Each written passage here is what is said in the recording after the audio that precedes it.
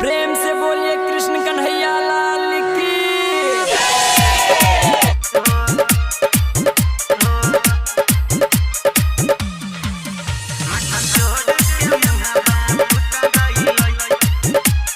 presented by Virat music.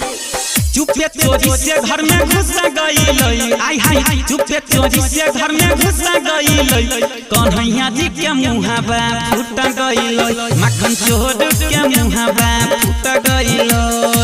चोरी करत में सिक्का गिर गई, आई हाय हाय चोरी करत में मटकी फूट गई,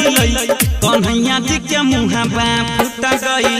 मन सुखा जी के हथवा टूट गई,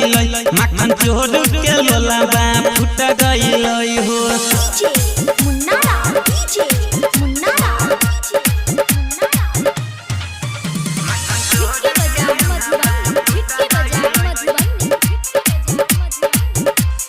आई हाय यशोदा मैया बान्हने छेल सीका,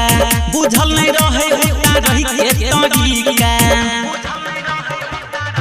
हो भैया यशोदा मैया बान्हने छेल सीका, बुझल नहीं रहे उता रही के तरीका, हाथ से कान्हा के पिछुड़ गई, आई हाय हाथ से मटक की पिछुड़ गई, मक्खन चोर के मुहावा फूट गई, कन्हैया जी के मुहावा फूट गई, चुपे चोरी से घर में घुस गई, आई हाय हाय चुपे चोरी से घर में घुस गई, मुरली वाला के मुहावा फूट गई, मक्खन चोर के मुहावा फूट गई, मुरली वाला के हथवा टूट गई हो।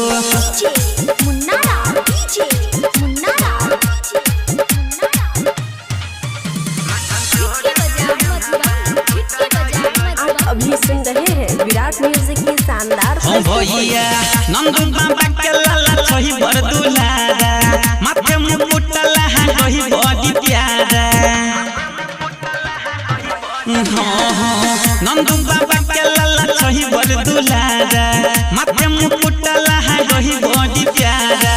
राकेश संत सब बुझा गई, आई हाय हाय रंजन राधेश सब बुझा गई, मुरली वाला के मुहावा फूट गई, मक्खन चोर के लोलावा फूट गई,